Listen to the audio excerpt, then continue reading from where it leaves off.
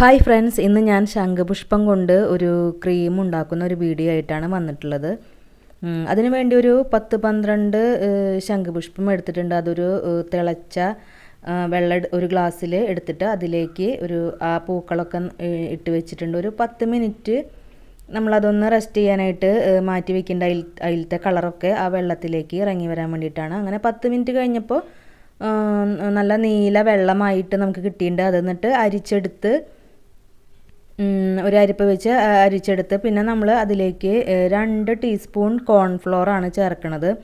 ഇതൊരു ജെല്ല് പരുവത്തിലായി കിട്ടാൻ വേണ്ടിയിട്ടാണ് കോൺഫ്ലോർ ആഡ് ചെയ്യണത്. നമ്മൾ വേറെ ഒന്നും ചെയ്യണില്ല. ഇതാകുമ്പോൾ പിന്നെ നമ്മുടെ സ്കിന്നിനും കുഴപ്പമുണ്ടാവില്ല, നല്ലതാണ് കോൺഫ്ലോർ. അങ്ങനെ നമ്മൾ ആ കോൺഫ്ലോർ നന്നായി മിക്സാക്കി എടുക്കുന്നുണ്ട്. ആ ഒരു വെള്ളത്തിലേക്ക് മിക്സാക്കി എടുത്തിട്ട് പിന്നെ ഡബിൾ ബോയിൽ മെത്തേഡിലാണ് ഇത് ഒന്ന് നമ്മൾ ജെല്ലാക്കി എടുക്കുന്നത്. അതിന് വേണ്ടി ഒരു പാത്രത്തിൽ വെള്ളം ചൂടാക്കാനായിട്ട് വെച്ചിട്ടുണ്ട്. അതിൻ്റെ മീതെയാണ് ഈ നമ്മൾ കോൺഫ്ലോർ ഇട്ടിട്ടുള്ള ശംഖുപുഷ്പത്തിൻ്റെ വെള്ളം നമ്മൾ മീതെ വെച്ചിട്ട് മിക്സാക്കി ഇളക്കി കൊടുക്കുന്നുണ്ട്. അത് സ്പൂൺ കൊണ്ട് നമ്മൾ ഇളക്കി നിൽക്കണം. അത് ചില്ല് പാത്രം തന്നെ വേണമെന്നില്ല. അതൊരു സ്റ്റീലിൻ്റെ ബൗളായാലും അതിൻ്റെ മീതെ വെച്ചിട്ട് എടുത്താൽ മതി. അങ്ങനെ ഈ ഒരു ജെൽ കൺസിസ്റ്റൻസിയിലായി കിട്ടുമ്പോൾ നമ്മളത് ഇറക്കണം. എന്നിട്ട് നന്നായി മിക്സാക്കി ചൂടാറിക്കഴിഞ്ഞാൽ അതിലേക്ക് കറ്റാർവാഴ ജെല്ല് ആഡ് ചെയ്യണം. ഞാനിത് കറ്റാർവാഴ മുന്നേ ഒരു വീഡിയോ ഇട്ടിട്ടുണ്ടായിരുന്നു. അന്ന് സാന്തം പൗഡർ വെച്ചിട്ടാണ് ഞാൻ ചെയ്തത്. അപ്പോൾ ജെല്ല് ടൈപ്പ് ആയി കിട്ടില്ല, പൗഡർ കുറച്ച് കുറവായ കാരണം അതാണ് ഇങ്ങനെ. എന്നാലും കുഴപ്പമില്ല, നല്ല ഒരു ജെല്ലാണ് അന്ന് ഉണ്ടാക്കിയിട്ടുള്ളത്. അതിൻ്റെ വീഡിയോ ആവശ്യമുള്ളവരൊന്ന് പോയി കാണണേ. പിന്നെ ചേർക്കണത് ഗ്ലിസറിനാണ് 1 ടീസ്പൂൺ.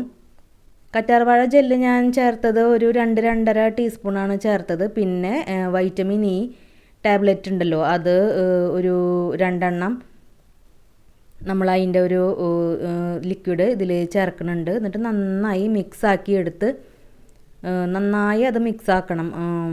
ഈ ജെല്ലിലേക്ക് നന്നായി മിക്സാക്കിയിട്ട് ഒരു എയർ ടൈറ്റ് ആയിട്ടുള്ള ഒരു കണ്ടെയ്നറിൽ നമുക്ക് എടുത്ത് ഫ്രിഡ്ജിൽ വെച്ച് സൂക്ഷിക്കാം. പുറത്ത് ഒരു 2-3 ദിവസം 3-4 ദിവസമൊക്കെ പുറത്തിരിക്കും. പക്ഷേ ഫ്രിഡ്ജിൽ വെച്ച് കഴിഞ്ഞാൽ നമുക്കത് തീരെ കേടാവാതെ ഇരിക്കും. നമ്മൾ വേറെ കെമിക്കലൊന്നും യൂസ് ചെയ്യണില്ലല്ലോ, അത് കാരണം പുറത്ത് വെച്ച് കഴിഞ്ഞാൽ ചിലപ്പോൾ കേടാവും. ഇത് നമുക്ക് രാത്രി കിടക്കുന്നതിന് മുമ്പ് പരറ്റി കിടക്കാം. വേണമെങ്കിൽ കഴുകിക്കളയാം, ഇല്ലെങ്കിൽ കളഞ്ഞില്ലെങ്കിലും കുഴപ്പമില്ല.